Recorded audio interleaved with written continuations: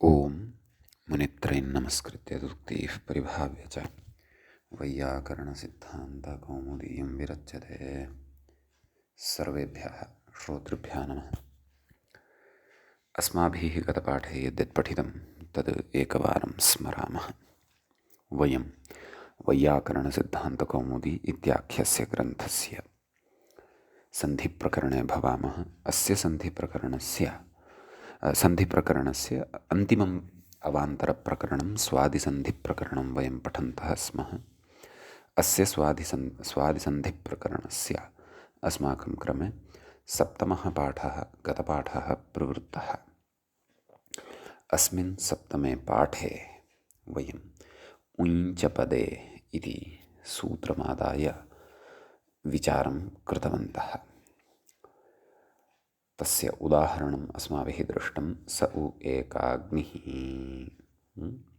तत्र अवर्णपूर्वस्य पदान्ते विद्यमानस्य यकारस्य लोपः कृतः उञ् परतः। ततश्च तत्र प्रत्युदाहरणं दृष्टं। पदे किम् इति नाम पदे इति पदस्य प्रयोजनं किं तन्त्रयुतम् इत्यत्र यकारस्य लोपः यथा न स्यात् तदर्थं पदे इति पदग्रहणम्। मेयधातोः सम्प्रसारणे कृते तद्रूपं सिद्ध्यति क्तान्तम् इत्युक्तम्। तत्र च उतम् इत्यत्र सम्प्रसारणात् लब्धम् उञ् इति शब्दस्वरूपं तत्तु पदभिन्नं। तादृशपदभिन्ने परतः अपि प्रकृते पदान्ते विद्यमानस्य यकारस्य नित्यतया लोपः यथा न स्यात् तदर्थं प्रकृते पदे इति ग्रहणं कर्तव्यम्। तर्हि तत्र लक्षणप्रतिपदोक्तयोः प्रतिपदोक्तस्यैव ग्रहणम् इति परिभाषया एव तस्य निवृत्तिः भवति। नाम अस्माकं यलोपः यः प्राप्तः भवति तस्य निवृत्तिः भवति। कुतः? यतः लाक्षणिकः उञ् नैव ग्राह्यः, तत्र यलोपे कर्तव्ये। प्रतिपदोक्तः एव ग्राह्यः। प्रतिपदोक्तश्च चादिगणे पठितः, न तु सूत्रनिष्पन्नः उतम् इत्यत्र इति परिभाषायाः प्रवृत्त्या ततः पदे इति ग्रहणं व्यर्थम् इति उपपाद्य अथवा प्रतिपाद्य ततः परं तस्य समाधानम् अन्ततो गत्वा उक्तं भवतु। अत्र यदि पदे इत्यस्य प्रयोजनं नावगम्यते तर्हि स्फुटतया प्रयोजनं तु गमोह्रस्वादजिगमणो नित्यम् इति सूत्रे तस्य अनुवर्तनेन लभ्यते। तत्र च वयं गमन्तात् परतः यः पदस्य आदिः अच् तस्य एव गमुडागमः भवतु इति सिद्धान्तज्ञापनाय तेन परमदण्डिनौ इत्यादिषु रूपेषु परमदण्डिन इत्यत्र नुडागमः यथा न स्यात् तदर्थं तत्रापि मर्यादा अस्माकं सिद्धा भवति इति अस्माभिः एतावान् विषयः तत्र पठितः। पुनः परमदण्डिनौ इति विचारः अपि गमोह्रस्वादजिगमणो नित्यम् इत्यत्र यः कृतः आसीत् तद्विचारसम्बन्धिनी स्पष्टता अपि अस्माभिः प्राप्ता। समीचीनम्। ततः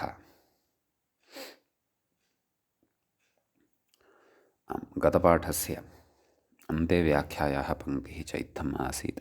गमोह्रस्वादजी इत्यर्थः एतच्च अत्रैव भाष्ये स्पष्टं। नाम इदं सर्वमपि भाष्ये एव उक्तं वर्तते इति। ततश्च इदानीम् अस्माभिः अग्रिमं सूत्रं प्रकृते पठनीयम् अस्ति। तच्च अग्रिमं सूत्रं भवति हलिसर्वेषाम् इति। तत्र हलि इति सप्तमी विभक्तेः एकवचनं भवति, सर्वेषाम् इति षष्ठीविभक्तेः बहुवचनं भवति। द्वे पदे अस्मिन् सूत्रे भवतः। समीचीनं। प्रकृते भोभगो अगो अपूर्वस्य योषि इत्यस्मात् सूत्रात् भोभगो अगो अपूर्वस्य इति अनुवर्तते। व्योर्लघुप्रयत्नतरशाकटायनस्य इत्यस्मात् व्योः इत्यनुवर्तते। ततः अपि च व्योः इत्यस्मादपि केवलं यस्य नाम यकारः यः वर्तते तत्र पठितः तस्य इत्येव अनुवर्तते। कथयिष्यते अग्रे। लोपशाकल्यस्य इत्यस्मात् सूत्रात् लोपः इति च अनुवर्तते। ततः सूत्रार्थः कार्यः किञ्च कथयति व्याख्याता तत् द्रष्टव्यम्। कथयति भोभगो अगो अपूर्वस्य इत्यनुवर्तते। अस्तु। व्योर्लघुप्रयत्न इत्यतः यकारग्रहणम् अनुवर्तते। अस्तु, अग्रे गच्छामः। तदाह भोभगो इत्यादिना लघुलघूच्चारणस्येति तत्र मूले पश्यामः किम् उच्यते। भोभगो अघो अपूर्वस्य लघ्वलघूचारणस्य यकारस्य लोपः स्याद्धलि सर्वेषां मतेन, नाम सर्वेषामपि आचार्याणां मतेन अयं लोपः भवति। नाम अधुना पूर्वम् अस्माभिः शाकटायनमते तत्र प्रयत्नतरत्वं पठितं, नाम लघुप्रयत्नत्वं पठितं यवयोः। ओतोगार्ग्यस्य इत्यस्य मते यकारस्य नित्यं लोपः पठितः। प्रकृते तु अधुना भोभगो अघो अपूर्वस्य यकारस्य, सः यकारः लघूच्चारणभूतः भवतु वा न वा, अथवा अलघूच्चारणभूतः एव भवतु। लघूच्चारणं नाम तदेव व्योर्लघुप्रयत्नतरशाकटायनस्य इति, अथवा अलघु उच्चारणभूतः वा भवतु। उभयविधस्यापि यकारस्य हलिपरतः तत्र सर्वेषां मतेन लोपः भवति। सर्वेषामपि आचार्याणां मते लोपः भवति। एवं खलु। अग्रे कथयति व्याख्याता। ओकारात् परस्य यस्य लघुप्रयत्नतरस्य एव लोपः इति। एवं किल।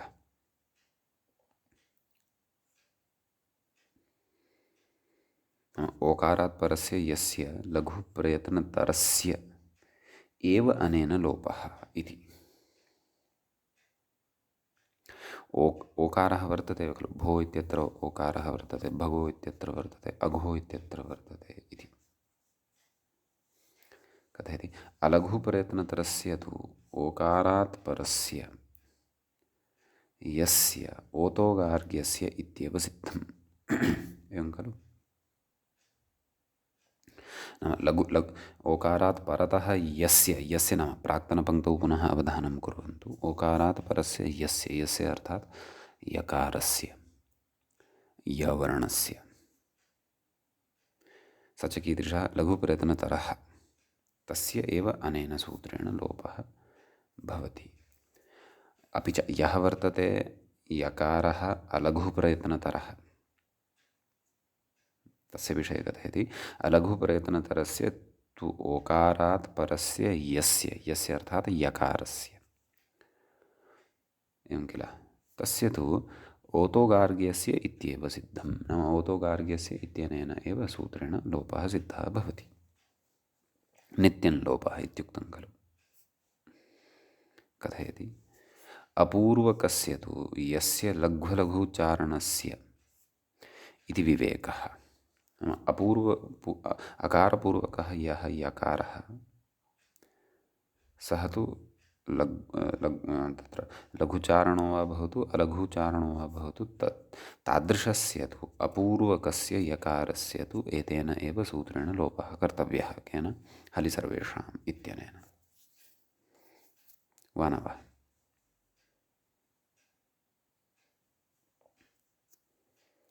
ततः यस्य तत्र अग्रे उच्यते यकारस्येति मूले उक्तं खलु सूत्रार्थकथनवेलायां यकारस्य कथयति वकारस्त्वत्र नानुवर्तते तदेव अनुवर्तनग्रहणवेलायां पूर्वमुक्तवान् खलु व्योर्लघुप्रयत्नतरः इत्यतः वकारग्रहणम् अनुवर्तते इति खलु उक्तम्। तर्हि कथयति वकारस्त्वत्र नानुवर्तते तर्हि कुतः नानुवर्तते किं कारणं तत्र उच्यते भो भगो अघो अपूर्वस्य वकारस्य अभावात् इति वृत्तिः नाम वृत्तिग्रन्थे नाम भो पूर्वं भवेत् यस्मात् भगो पूर्वं भवेत् यस्मात् अघो पूर्वं भवेत् यस्मात् अथवा अवर्णः पूर्वं भवेत् यस्मात् तादृशस्य वकारस्य अभावः दृश्यते तादृशम् उदाहरणं नास्ति इति कथयति। एवं खलु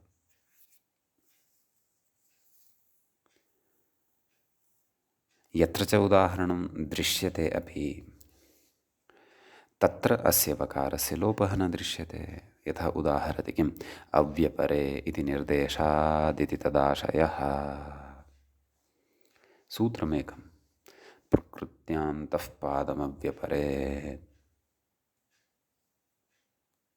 इति सूत्रम् अनुवर्तनादिग्रहणवेलायाम् अस्माभिः पूर्वं पठितं नाम स्मृतम्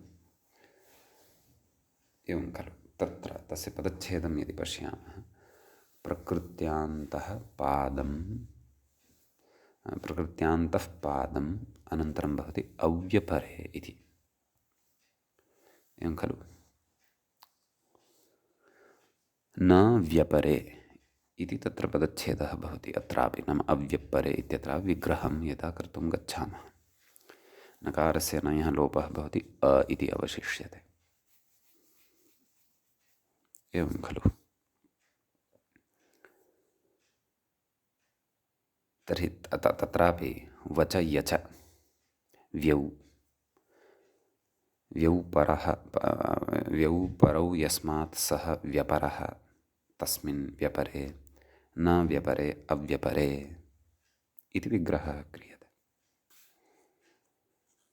एवं किल।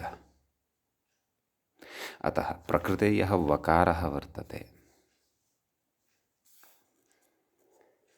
यदि प्रकृते वकारस्यापि लोपः इष्टः अभविष्यत् क्व हलि सर्वेषां पूर्वस्य लघ्वलघुचारणस्य यकारस्य लोपः स्यात् इत्युक्तं खलु नाम व्योर्लघुप्रथमतरशाकटायनस्य इत्यस्मात् वकारस्यापि यदि अनुवर्तनं गृहीतं स्यात्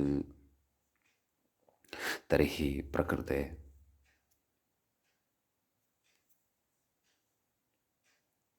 यः वकारः वर्तते अव्यपरे इत्यत्र तत्रापि लोपं कुर्यात् सूत्रकारः अव्यपरे इति न कथयेत्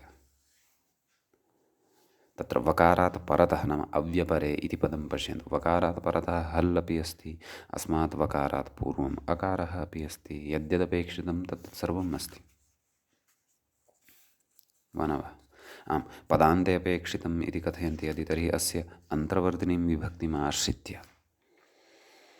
अस्य वकारस्य पदान्तत्वम् अपि अस्ति नाम इदं पदान्ते अपि अस्ति अयं वकारः पदान्ते अपि अस्ति तर्हि सूत्रकारः अव्यपरे इति न कथयेत् अयपरे इति कथयेत्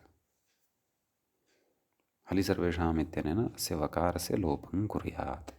अतः सूत्रकारस्य अयं निर्देशोऽपि अत्र ज्ञापकः भवति यत् प्रकृते अवर्णपूर्वस्य यकारस्य एव केवलस्य लोपः हलि परतः वकारस्य न यदि वकारस्यापि भवति स्म तर्हि प्रकृते अपि अव्यपरे इति पाठः न भवति स्म अयपरे इति पाठः भवति स्म समीचीनम्। अतः तन्निर्देशबलादपि वृत्तिग्रन्थे इत्थं सिद्धान्त्यते। सम्यक्। अग्रे सर्वेषां मतेन इति यदुक्तं मूले अपि च सूत्रे सर्वेषाम् इति यदुक्तं तद्विषये अपि अग्रे चर्चा करिष्यते। ततः उदाहरणे प्रवेक्ष्यति, परन्तु ततः पूर्वं प्रकृते कथनीयाः केचन विषयाः सन्ति। ते ये विषयाः अग्रे वक्ष्यन्ते ग्रन्थकारेण, ते प्रौढग्रन्थस्थाः वर्तन्ते, तानपि वयं द्रक्ष्यामः। उदाहरणानि तु पुरतः वर्तन्ते एव, पश्यन्तु। भो देवाः, भो लक्ष्मीः, भो विद्वद्वृन्द, भगो नमस्ते, अघो याहि देवानम्याः देवा यान्ति। येषु उदाहरणेषु सर्वत्रापि वयम् एतेन सूत्रेण यकारस्य लोपं पठिष्यामः। कुतः? यतः सर्वत्रापि यकारात् परतः हल् वर्णः वर्तते, यकाराच्च पूर्वं क्वचित् भो अस्ति, क्वचित् भगो अस्ति, क्वचित् अघो अस्ति, क्वचित् अकारः वर्तते। उदाहरणेषु तु तत्र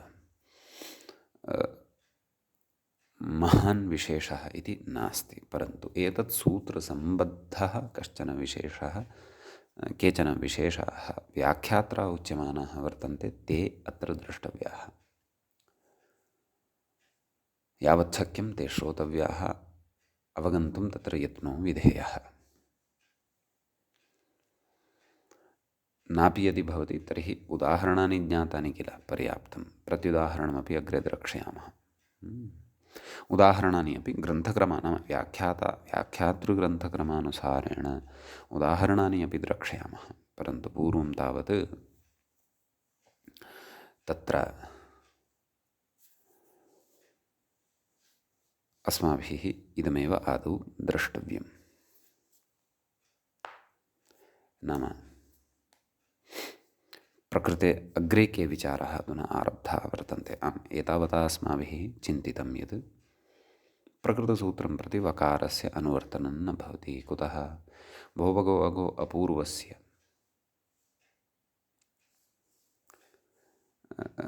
तत्र नाम वकारस्य भो भगो अघो अपूर्वत्वस्य असम्भवात् अथवा अभावात् इति। असम्भवान् अभावात्। किञ्च सूत्रकारस्य निर्देशः अपि अस्ति, क्वचित् अव्यपरे इति लब्धं। तत्र सत्यपि हलिपरतः सत्यपि अपूर्वकत्वे वकारस्य लोपः नैव आश्रितः। वकारः तत्र पठित एव। भवतु, अग्रे गच्छामः। वृक्षं वाति इति वृक्षवाः इत्युच्यते। एवं खलु? वा गतिगन्धनयोः इति कश्चन धातुः भवति। वृक्षः गतिं करोति इति नैव, वृक्षस्य गतिं करोति यः सः वृक्षवाः। एवं खलु? वृक्षं वाति इति खलु? वाति इति तर्हि सकर्मकः धातुः अत्र स्वीकृतः। वा गतिगन्धनयोः तिङन्ताधिकारे धातुः सः पठिष्यते। भवतु नाम। अग्रे उच्यते तमाचष्टे। वृक्षवाः यः वर्तते तं वृक्षवाम् आचष्टे, अथवा तत्र वृक्षवाम् आचरति, नैव आचरति इति न, आचष्टे अर्थात् चक्षिं व्यक्तायां वाचि इति कथयति खलु? तमाचष्टे आख्याति इत्यर्थः। चक्षिं व्यक्तायां वाचि इति धातुः भवति चष्टे इत्यत्र। नाम तं कथयति अथवा तं वदति। कं? वृक्षवां यः वदति सः कः? वृक्षवु इति। कथं वृक्षवु इति सञ्जातम् इति चेत् उच्यते अण्यन्तात् क्विपु। नाम तत्र वृक्षवा नाम प्रकृते क्विप् प्रत्ययः भवति। वृक्ष उपपदे सति वा धातोः क्विप् प्रत्ययः, उपपदसमासः अत्र। एवं खलु? तर्हि का स्थितिः जाता? वृक्ष वा क्विप्, क्विपः सर्वलोपः भवति, पकारस्यापि इति संज्ञा भवति, ककारस्यापि इति संज्ञा भवति, वकारः अवशिष्यते। तस्य वेरपृक्तस्य इत्यनेन लोपः भवति। समीचीनम्। अग्रे उच्यते, परन्तु अण्यन्तादित्युक्तं खलु, अतः का स्थितिः तत्र? वृक्ष वा णिच् प्रत्ययः अपि ग्राह्यः। तर्हि वृक्ष वा णिच् अपि च क्विप्, एवं किल? ततः वृक्ष वा णिच्, णि इत्यस्य इ अवशिष्यते। वृक्ष वा इ क्विप्, अग्रे उच्यते इष्ठवद्भावात् टिलोपः। नाम इष्ठवत् अयं प्रत्ययः क्रियते। कः? क्विप्। स च इष्ठवद्भावः किमर्थं, कुतः च, का तस्य अपेक्षा इति चेत् टिलोपः अपेक्षा भवति। इष्ठन् प्रत्यये परतः टिलोपः वक्ष्यते, अग्रे वक्ष्यते अग्रिमेषु प्रकरणेषु। अतः प्रकृते इष्ठवद्भावः अतिदिश्यते क्विपि, तस्मात् टेः लोपः तत्र भवति। नाम वा इत्यत्र यः टिभागः अस्ति तस्य लोपः भवति। किम् आयाति? वृक्ष व णिच् क्विप्, क्विपः तु सर्वलोपः भवति इत्युक्तमेव। किमवशिष्टं? वृक्ष व वृक्ष व, वा इत्यत्र टेः लोपः कृतः खलु, किमवशिष्टं? व इत्येव अवशिष्टं। टिकः तत्र, टिः कः तत्र? आ इति। अतः वृक्ष व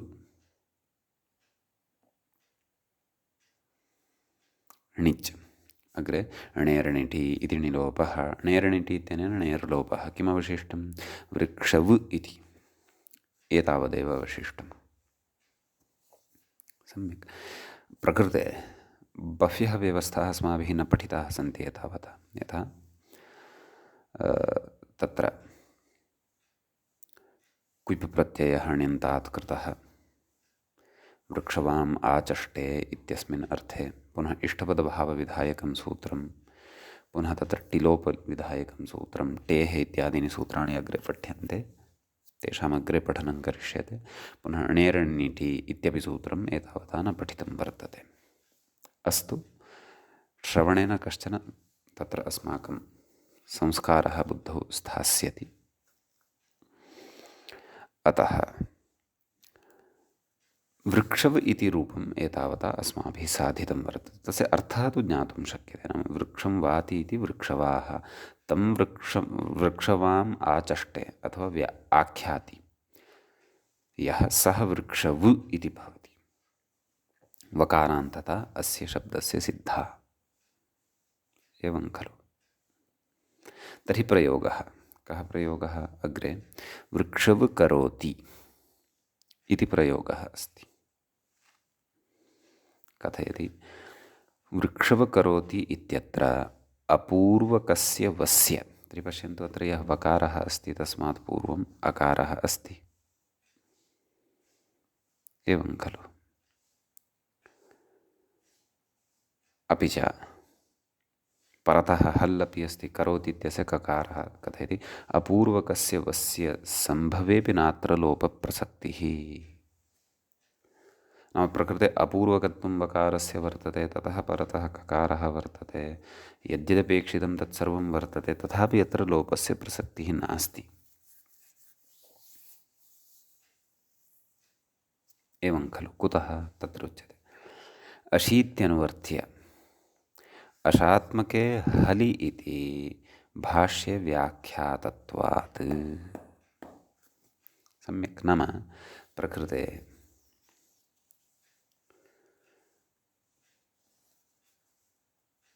सर्वेषां हलि इति खलु उक्तम्। एतत् सूत्रं प्रति भोवगो अगो अपूर्वस्य योषि इत्यस्मात् सूत्रात् अशि इत्यस्य अनुवर्तनं ग्राह्यं तद् अनुवर्तनीयम्।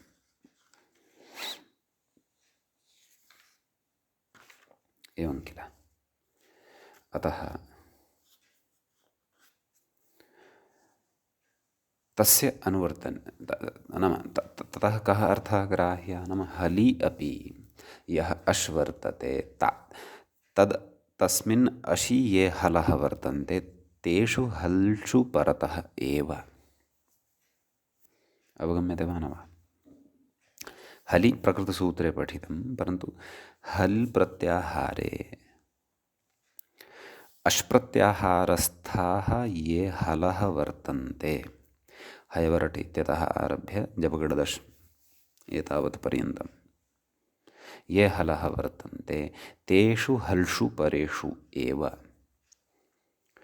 हलि सर्वेषाम् इत्यनेन लोपः करिष्यते, न तु अश्प्रत्याहारात् बहिर्भूतेषु हल् प्रत्ययेषु परतः हलि सर्वेषाम् इत्यनेन लोपः करिष्यते इति भाष्ये सिद्धान्तितं वर्तते। सम्यक्। अतः प्रकृते वयं पश्यामः वृक्षव करोति इत्यत्र वृक्षव इति पदस्य वकारस्य लोपः न भवति। कुतः? यतः करोति इत्यत्र अग्रे ककारः यः वर्तते सः हल् रूपः तु अस्ति, परन्तु अशि विद्यमानः हल् नास्ति। अश् प्रत्याहारात् बहिर्भूतः हल् सः वर्तते। खप झठथ चटतव कपै, कपै इत्यस्मिन् सूत्रे ककारः श्रूयते, परन्तु अश् प्रत्याहारस्य वर्णाः तु जबगडदश् एतावत् पर्यन्तमेव समाप्ताः भवन्ति। अतः वृक्षव करोति इत्यादिषु लोपः न इत्येव भाष्ये तत्र प्रतिपादितं वर्तते। सम्यक्। विशिष्टः कश्चन विचारः मुनिना तथा रीत्या सिद्धान्तः स्वीकृतः वर्तते, यतः वृक्षव करोति इत्येव प्रयोगः अपेक्षितः। अतः ऋषेः पतञ्जलेः अयं सिद्धान्तः अपि अस्माभिः तत्र पुरस्कृत्य पालनीयः। अतः हलि सर्वेषाम् इत्यत्र हल् प्रत्याहारेषु वर्तमानाः सर्वेपि वर्णाः न ग्राह्याः। तत्रापि अश् प्रत्याहारस्थाः ये हल् वर्णाः ते एव ग्राह्याः। समीचीनम्।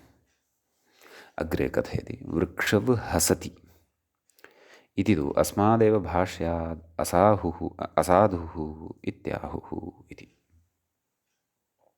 एवं खलु। तर्हि तत्र वृक्षव हसति इत्यत्र कुतः न लोपः? हसति हसतीति अश् प्रत्याहारे विद्यमानः हल् एव खलु अग्रे वर्तते, वा न वा? तर्हि वकारस्य लोपः तत्र भाव्यं खलु इति चेत् असाधुः इत्येव उच्यते। नाम हकारस्य अशि अन्तर्भावः भवति, तथापि प्रकृते वकारस्य लोपः कर्तव्यः एव। वृक्ष हसति इत्येव तत्र प्रयोक्तव्यम्। कथयति अस्मादेव भाष्यात् असाधुः, नाम अस्मिन्नेव भाष्ये तत्र नाम एतद् भाष्ये प्रामाण्यमादाय एव वृक्षव हसति इति प्रयोगः असाधुः भवति। वृक्ष हसति इति प्रयोगः इति प्रयोक्तव्यम्। कुतः? सर्वेषां हलि सर्वेषाम् इत्यनेन तस्य लोपत्वात्। तत्र हलि अपि अश्प्रत्याहारस्थाः एव हलः यदि गृह्यन्ते, तथापि अश्प्रत्याहारे हकारः अन्तर्भवत्येव किल। आम्, सः ततः बहिर्भूतः अपि अस्ति, हल् इत्यत्रापि पठ्यते इति चेत् तस्य तु भिन्नानि प्रयोजनानि। अशि अपि अटि अपि अन्तर्भावः भवतु इति भिन्नानि प्रयोजनानि। प्रकृते तु अशि अपि तस्य अन्तर्भावः अस्ति एव, परतः हल् इत्यत्र हकारपाठः कृतः, तर्हि हसि इत्यत्र तस्य पाठः नास्ति, नाम अशि इत्यत्र तस्य पाठः नास्ति इति तु वक्तुं न शक्यते खलु।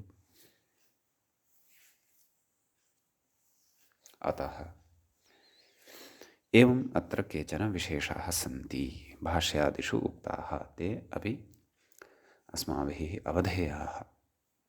यद्यपि अयं विचारः प्रकृतिमूले नोक्तः शेखरग्रन्थे वर्तते, अतः ततः उद्धृत्य व्याख्यात्रा अत्र उक्तः वर्तते, यश्च अस्माभिः पठितः। प्रकृते वृक्षव इत्यस्य रूपसाधनाय यानि अन्यानि सूत्राणि वर्तन्ते तेषां तु पठनं गच्छता कालेन अग्रिमे प्रकरणे भविष्यति, तत्तु अस्माभिः बुद्धौ स्थापनीयम्। समीचीनम्। ततश्च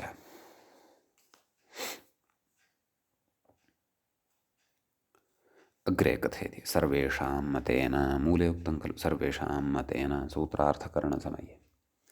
सूत्रे तु किम् अस्ति, सर्वेषां, सूत्रे किं, सूत्रार्थकरणे किम् उक्तं, सूत्रार्थे किम् उक्तं, सर्वेषां मतेन इत्युक्तं। कथयति अग्रे, सर्वाचार्यसम्मतत्वात् अयं लोपः नित्यः इति फलितं, नाम नित्यतया अयं लोपः भवति। सम्यक् इति सञ्जातम्। अधुना अत्र कश्चन विचारः इतोपि वर्तते। तत्र वार्तिकम् एकं भाष्ये पठ्यते, प्रकृते एव हरिसर्वेषाम् इत्यत्र एव। तद् वार्तिकं नैव अत्र न पठ्यते, मधुवसोरुसम्बुद्धौ छन्दसि इत्यत्र पठ्यते। तद्वार्तिकमादाय अस्माभिः प्रकृते कश्चन विचारः करिष्यते। अयमपि विचारः प्रकृते मूले नोक्तः वर्तते, परन्तु अस्माभिः भाष्ये मधुवसोरुसम्बुद्धौ छन्दसि इत्यत्र उक्तः सः विचारः अत्र पठ्यते, विचार्यते।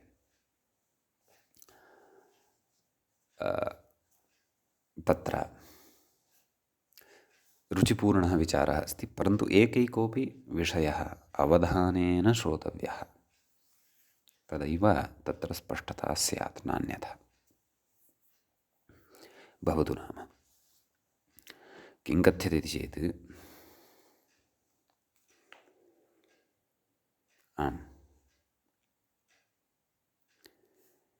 अत्र यदि विभाषा भवद्भगवतामोच्चावस्य इति वार्तिकेन मधुवसोरुसम्बुद्धौ छन्दसि इत्यत्र पठितेन, नाम मधुवसोरुसम्बुद्धौ छन्दसि रुप्रकरणस्य प्रथमं यत् सूत्रं भवति, रुप्रकरणञ्च अस्माभिः पठितं, नाम तत्रत्यानि कानिचन सूत्राणि पठितानि, तत्र इदं वाक्यं पठ्यते, इदं वार्तिकं पठ्यते। किं, विभाषा भवद्भगवतामोच्चावस्य।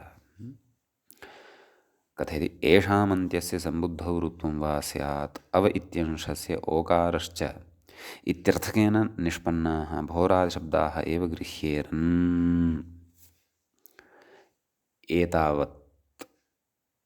एतावतः भागस्य यः यदि इति इत्यनेन शब्देन यः पक्षः यः अधुना उत्थापितः वर्तते, तर्हि इत्यतः अग्रे पठिष्यामः, परन्तु पश्यन्तु, अत्र यदि इति खलु आरब्धवान् आदौ, अतः तद् तर्हि इत्यतः तु पश्चात् द्रक्ष्यामः। आदौ यदि इत्यतः यः पक्षः आरब्धः वर्तते तस्य स्पष्टीकरणं कुर्मः। तत्रापि यदि इत्यतः यः पक्षः प्रकृते आरब्धः वर्तते तस्य समन्वयनादपि पूर्वम् अस्माभिः प्रकृते यद् वार्तिकं वर्तते खलु, तस्य वार्तिकस्य अर्थः उदाहरणं च द्रष्टव्यं वर्तते। सम्यक्, वार्तिके अवधानं कुर्वन्तु, केवलं वार्तिकं पश्यन्तु। अधुना पार्श्वे एव भवतां टिप्पणीपुस्तिका, लेखनी अपि स्यात्, अतः प्रक्रिया अपि लेखनीया, एकस्य शब्दस्य सिद्धिः अपि कर्तव्या। अस्माभिः भोः, भगोः, अघोः एतेषां त्रयाणां शब्दानां सिद्धिः कर्तव्या वर्तते एतेन वार्तिकेन।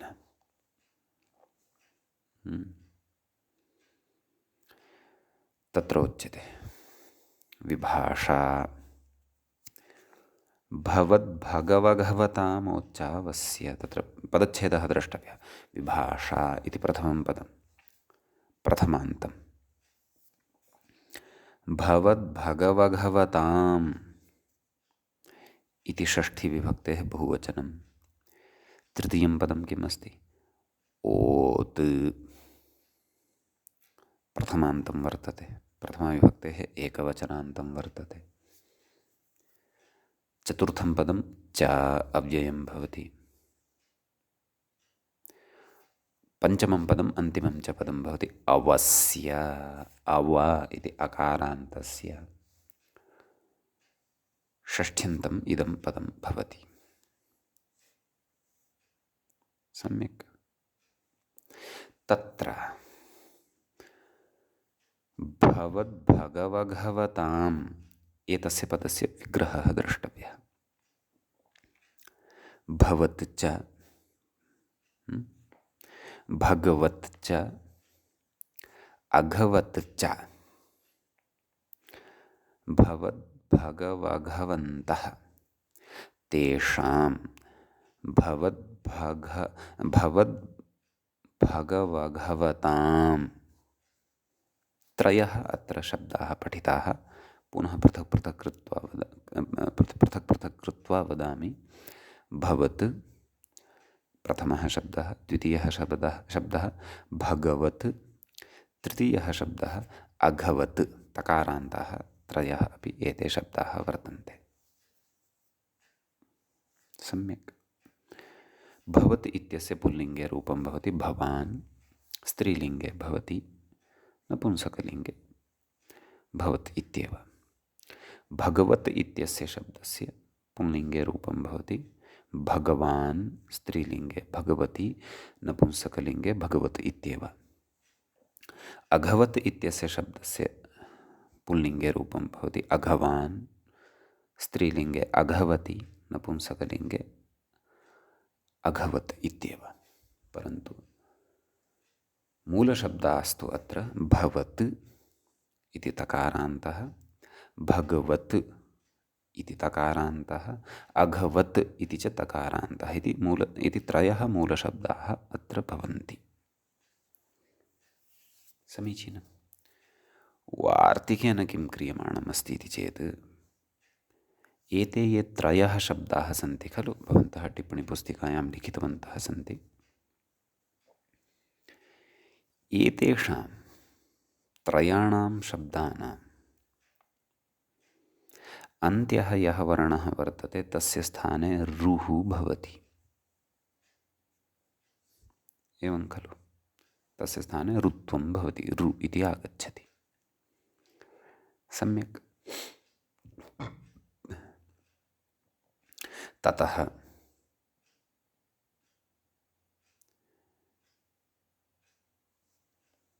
यः एतेषु शब्देषु अव इति भागः श्रूयमाणः वर्तते, अव पश्यन्तु, भवत् तत्रापि अव इति अस्ति खलु। भकारात् परतः वकारः, वकारात् परतः च अकारः यः वर्तते तम् अकारं यावत् अव त्रयः वर्णाः सन्ति। अव इति तत्रापि अव इति अस्ति, नाम भवत् इत्यत्रापि अव इति श्रूयते। द्वितीयं शब्दं पश्यन्तु, भगवत् इत्यत्रापि अव इति श्रूयते। भग् इति पृथक् कुर्मः, अव इति श्रूयते, तकारः च अन्ते अस्ति। ततः अघवत् इत्यत्रापि अव इति श्रूयते, वा न वा? अघ् इति पृथक् कुर्मः यदि, अग्रे अव इति अस्ति, तदनन्तरम् अन्ते तकारः वर्तते। समीचीनम्। तर्हि प्रकृतवार्तिकेन किं क्रियते? प्रकृतवार्तिकेन कार्यद्वयं क्रियते। प्रकृतवार्तिकं प्रति मतुवसोरुः सम्बुद्धौ छन्दसि इत्यस्मात् सूत्रात् रुः अपि च सम्बुद्धौ इति अनुवर्तते। एतेन वार्तिकेन सम्बुद्धौ परतः, सम्बुद्धिः नाम कः तदपि अग्रे पठिष्यते। एकवचनं सम्बुद्धिः, तत्र एकवचनं यद् भवति तस्य सम्बुद्धिसंज्ञा भवति इति अग्रे पठिष्यते अस्माभिः। तत्र सर्वमपि तत्र अनुवृत्त्यादिकं विधाय यदि पश्यामः अथवा गृहीत्वा यदि पश्यामः तर्हि एकवचनं सम्बुद्धिः इत्यस्य अर्थः भवति सम्बोधने प्रथमायाः एकवचनं सम्बुद्धिसंज्ञं स्यात्, सर्वत्र न, केवले सम्बोधने एव। सम्यक्, तत्रापि केवलायाः प्रथमायाः विभक्तेः एव यदेकवचनं किं भवति तद् सु इति, तस्य सुप्रत्ययस्य सम्बोधनप्रथमायाः विद्यमानस्य सम्बुद्धिः इति संज्ञा भवति इति अग्रे अस्माभिः पठिष्यते, शब्दाधिकारे पठिष्यते। समीचीनं। तर्हि एतेन वार्तिकेन किं क्रियते? तादृशसुप्रत्यये परतः नाम सम्बोधनस्य अयं विषयः, नाम एतेन वार्तिकेन यत्किमपि क्रियमाणं वर्तते तत् सम्बोधने क्रियमाणम् अस्ति। समीचीनं। तर्हि सम्बोधने तत्र सुप्रत्यये परतः, एकवचनस्थे सुप्रत्यये परतः प्रकृते भवत् भगवत् अघवत् एतेषां त्रयाणामपि अन्त्यः यः तकारः अस्ति तस्य रुत्वं विधीयते। समीचीनम्। अपरं कार्यम्, अत्र यः त्रिषु अपि शब्देषु अव एतावान् भागः वर्तते तस्य स्थाने ओत्वं विधीयते। ओत् इत्यत्र तपरकरणं वर्तते, तस्य ओ इत्येव अवशिष्यते। सम्यक्। सर्वत्रापि सुप्रत्ययः भवत् सु, भगवत् सु, अघवत् सु त्रयाणामपि रूपसिद्धिं भवन्तः स्पष्टतया टिप्पणीपुस्तिकायां लिखन्तः भवन्तु। स्पष्टतया सर्वा अपि अत्रत्या प्रक्रिया ज्ञाता भविष्यति, ततः सिद्धान्ते प्रवेशः भविष्यति, ततः सिद्धान्तस्य अवगमनाय क्लेश एव न भविष्यति। समीचीनं। तर्हि तत्र भवत् सु, सर्वत्र सुप्रत्ययः आगतः खलु, तस्य हल्ङ्यादिना लोपः, तकारः अन्ते वर्तते सर्वेषाम्, अतः हल्ङ्यादिना तस्य लोपः भविष्यत्येव, वा न वा? तथापि प्रत्ययलक्षणत्वं समाश्रित्य तस्य तत्र उपस्थितिः भवति इति अवगन्तव्यं। भवतु नाम। तर्हि प्रकृते यः तकारः अस्ति तस्य स्थाने रुत्वं, का स्थितिः जाता? भवरु, भगवरु, अघवरु इति स्थितिः जाता। रु इत्यस्य रेफः अवशिष्यते, जानीमः। इदानीम् अग्रिमं कार्यं किं? त्रिषु अपि शब्देषु यः अव इति अस्ति तस्य ओ इति आगमिष्यति। प्रथमं पश्यन्तु, भवरु इत्यत्र अव यः अस्ति तस्य स्थाने ओकारः कृतः यदि, तर्हि किं लब्धं? भ ओ ऋ, मेलनेन किं सञ्जातं? भोर्, रेफस्य विसर्गः, भोः इति रूपं सिद्धं। सम्यक् पुरतः लिखन्तु, भोः। अग्रिमं स्वीकुर्वन्तु, भगवत्, भगवरु। सम्यक्। अत्रापि यः अव इति भागः अस्ति तस्य ओत्वं किमायातं? भग् ओ ऋ, रु इत्यस्य र खलु अवशिष्यते। भग् ओ र, भगोर, रेफस्य विसर्गः, भगोः इति सिद्धं। समीचीनं। ततः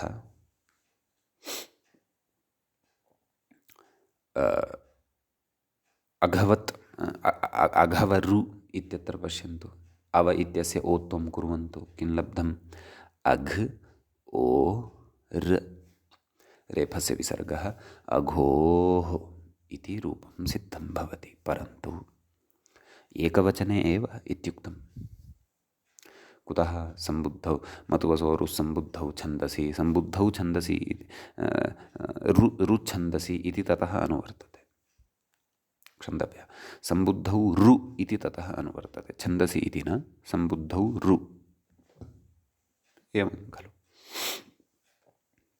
सम्बुद्धिश्च एकवचनस्य एव संज्ञा भवति सम्बोधने, अतः एकवचने एव एषा व्यवस्था, न तु द्विवचने न च बहुवचने इत्यपि अत्रैव समर्थव्यम्। सम्यक्। विभाषा इति उक्तं, नाम विकल्पेन। त्रिपक्षे भवन्, भगवन्, अघवन् इत्यादीनि अपि सम्बोधनरूपाणि भवितुम् अर्हन्ति। नपुंसकलिङ्गादिषु तत्तद् लिङ्गं ग्राह्यम्। एवं खलु। नपुंसकलिङ्गे हे भगवत्, हे भगवती, हे भगवन्ति। पुल्लिङ्गे कथं हे भगवन्, हे भवन्, भवत् शब्दस्य हे भवन्, हे भवन्तौ, हे भवन्तः।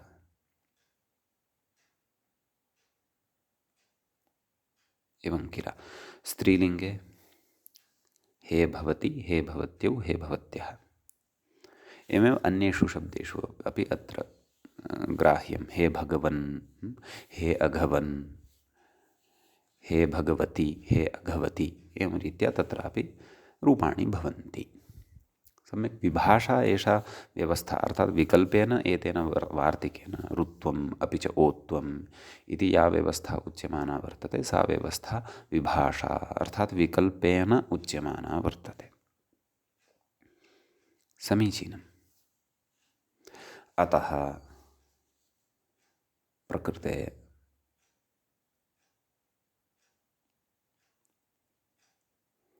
तत्र पक्षे अन्यानि अपि रूपाणि भवन्ति इत्यपि बुद्धिः कर्तव्या। समीचीनम्। इति एतावता अस्माभिः वार्तिकस्य पदच्छेदः, अर्थः, उदाहरणानि च कथं सिद्ध्यन्ति तत्सर्वमपि दृष्टम्। इदानीं प्रकृते सिद्धान्ते प्रवेष्टव्यम् अस्ति। इदानीं पुनः यदि कारेण, यदि इत्यनेन यः पक्षः आरब्धः वर्तते तं पक्षं शृणुमः। किं कथयति पश्यन्तु। अत्र यदि, अत्र नाम क्व, हलि सर्वेषाम् इत्यत्र भो भगो अघो अपूर्वस्य इति खलु उक्तं। कथयति अत्र यदि विभाषा भवद्भगवघवतामोच्चावस्य इति वार्तिकेन मतुवसो रुसम्बुद्धौ छन्दसि इत्यत्र पठितेन, नाम तत्र पठ्यते इदं वार्तिकम्, येषाम् अन्त्यस्य सम्बुद्धौ ऋत्वं वा स्यात्, यथा अस्माभिः कृतमेव प्रक्रियावेलायाम्, अव इत्यंशस्य ओकारश्च इत्यर्थकेन, नाम अव इत्यंशस्य च ओकारः स्यात् इति अर्थकेन, नाम इति अर्थकेन एतेन वार्तिकेन इत्यर्थः। इति अर्थः यस्य तद् इत्यर्थकं, तद् किं, प्रकृते पठ्यमानं वार्तिकम् इत्यर्थकेन निष्पन्नाः भोरादिशब्दाः एव गृह्येरन्। ये अस्माभिः भोः, भगोः, अघोः इत्यादयः ये शब्दाः अधुना साधिताः, ते एव यदि अत्र गृह्येरन् तर्हि, नाम तेषां, नाम वार्तिकेन निष्पन्नाः ये सन्ति भोः, भगोः, अघोः, ते एव यदि गृह्येरन् तर्हि किं स्यात्, तर्हि अग्रे इदानीम् उच्यते। कथयति तर्हि पुल्लिङ्गैकवचनमात्रे भो हरे इत्यादिसिद्धावपि, नाम पुल्लिङ्ग एकवचनमात्रे, नाम पुल्लिङ्गस्य एकवचनं यत्र वर्तते, यतः एकवचने परकत्वे एव एषा व्यवस्था वर्तते। एवं खलु। सम्बुद्धौ इत्युक्तं, सम्बुद्धिः च एकवचनस्य एव विषयः भवति। पुल्लिङ्गैकवचनमात्रे भो हरे इत्यादिसिद्धावपि, नाम भो हरे इत्यादीनां सिद्धिः भवति चेदपि एकवचने तु सिद्धिः भविष्यति वा न वा।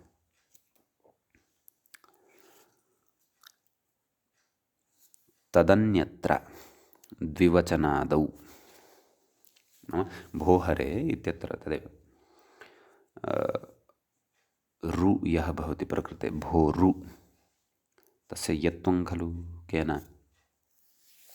भो भगो अगो अपूर्वस्य योषि तदनन्तरं तस्य यकारस्य हलि सर्वेषाम् इत्यनेन लोपः भोहरे इति सम्बोधने इत्यादि सिद्धावपि नाम इत्यादीनि रूपाणि तु सिद्ध्यन्ति। कथयति द्विवचनादौ स्त्रीनपुंसकयोश्च नाम यत्र द्विवचनं वर्तते बहुवचनं च वर्तते तत्र अपि च स्त्रीनपुंसकयोः नाम यत्र स्त्रीलिङ्गं वर्तते नपुंसकलिङ्गं च वर्तते विवक्षितं यस्य स्त्रियाः यदि सम्बोधनम् एतैः यदि विवक्षितं वर्तते अथवा नपुंसकलिङ्गे विद्यमानस्य यदि सम्बोधनम् एतैः यदि विवक्षितं वर्तते तर्हि यथा उदाहरति भो हरिहरौ अत्र द्विवचनं वर्तते अत्र भो इति हरिहरौ इत्यस्य विशेषणं सम्बोधने परन्तु द्विवचने सति तु भवत् शब्दस्य ऋत्वम् अव इत्यस्य च ओत्वं न भवति तत्तु एकवचने एव भवति तर्हि हरिहरौ इत्यस्य विशेषणं तद्भवितुं नार्हति यतः उक्तसिद्धिप्रकारेण भोः इति एकवचनस्य एव विशेषणं स्यात् यतः सम्बुद्धौ परतः एव सा व्यवस्था उच्यते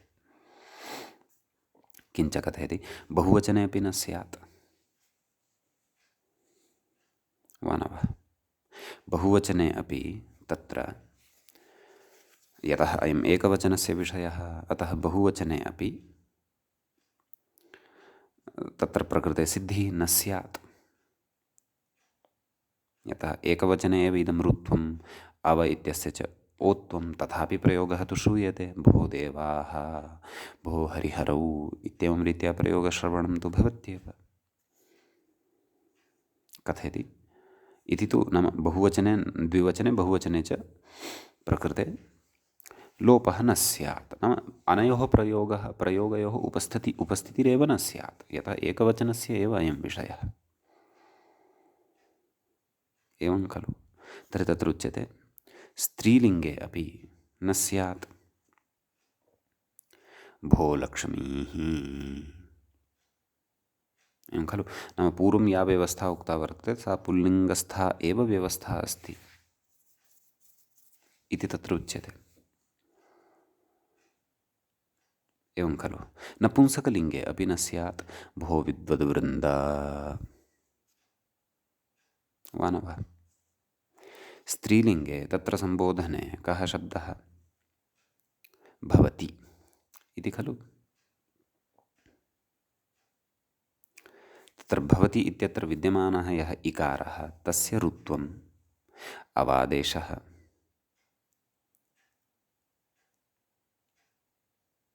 वा न वा का स्थितिः जायते भव तत्र भो भो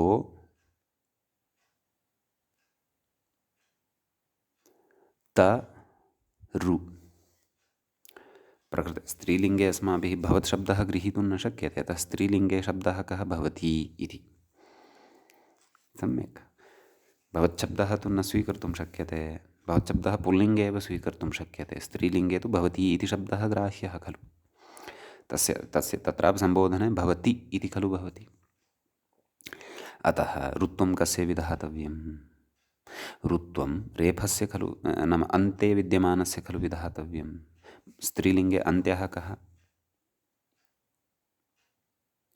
स्त्रीलिङ्गे अन्त्यः इकारः अतः तत्र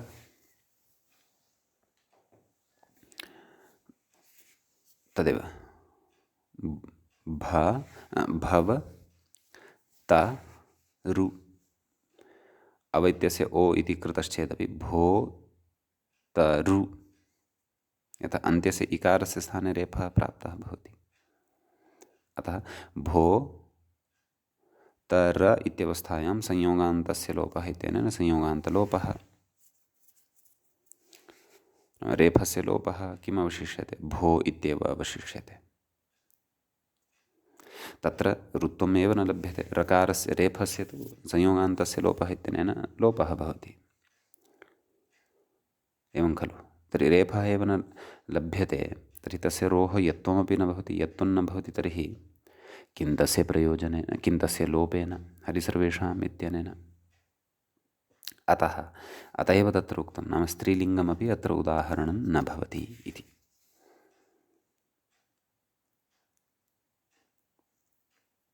एवं किल? एवं नपुंसकलिङ्गेपि निषेधम् उक्तवान् अस्ति। भो विद्वद्वृन्द इति। वृन्दं नाम समूहः इत्यस्मिन् अर्थे प्रयुक्तं वर्तते। भो विद्वद्वृन्द प्रकृते अपि नपुंसकलिङ्गे अपि तत्र भोः इति रूपं न सिद्ध्येत्।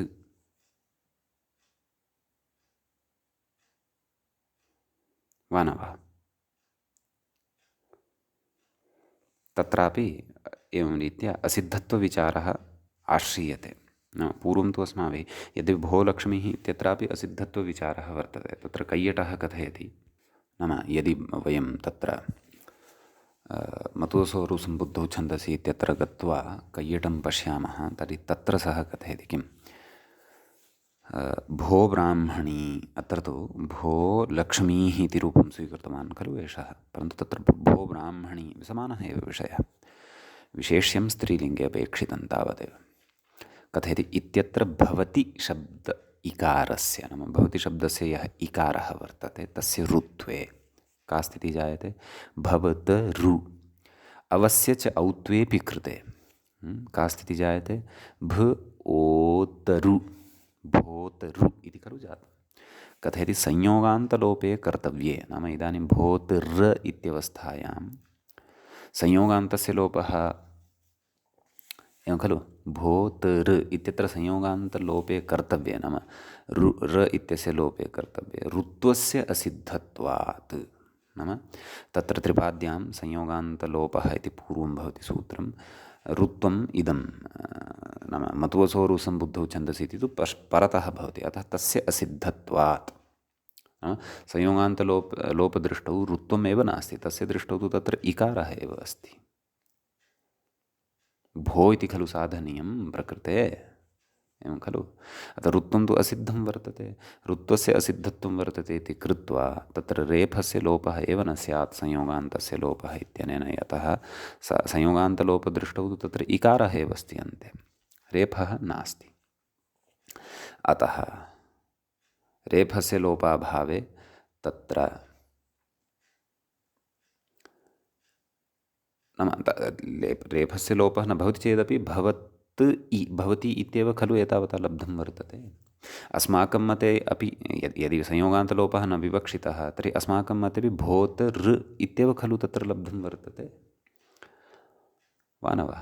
नाम प्रकृते इष्टं रूपं कथञ्चित् न लभ्यते, अनिष्टमेव रूपम् अत्र लब्धं भवति इति सः कथयति। नाम स्त्रीलिङ्गे रूपसिद्धिः न सम्भवति इति कथयति। समीचीनं।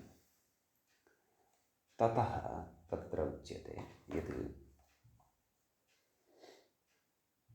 नाम नपुंसकलिङ्गे अपि न भवति इति कथयन्नस्ति अस्माकं व्याख्यातृमहोदयः। एवं खलु? अतः परन्तु तत्र नपुंसकलिङ्गे कथं न भवति इति तु अग्रे इदानीम् अस्माभिः विचारणीयं। तत्र कथयति पश्यन्तु। भो विद्वद्वृन्द इत्यादौ लोपो न सिद्ध्येत्। तर्हि नपुंसकलिङ्गे का आपत्तिः इति चेत् तत्र अत्रापि भवति इति शब्दः अस्ति एव खलु मूले। नपुंसकलिङ्गे भवति इत्येव रूपसिद्धिः तत्र भवति, एवं खलु? तर्हि तर्हि तत्र किं भवति? भवति इति स्वीक्रियते। तकारस्य ऋत्वम्, ओकारस्य अव इत्यस्य ओत्वं, भोर, एवं खलु? भोर इति खलु आयातम्। ततः भोर इत्यवस्थायां सिद्धं खलु, रेफः तत्र रेफस्य विसर्गः भविष्यत्येव किल। अतः नपुंसकलिङ्गे अपि यः निषेधः स्त्रीनपुंसकयोश्च इति यः निषेधः अत्र उक्तः वर्तते महोदयेन, सः निषेधः तु चिन्तनीयः। यतः नपुंसकलिङ्गे तु भोः इति शब्दः सिद्ध्यत्येव, उत्वादिकं सर्वं भवत्येव खलु, वा न वा।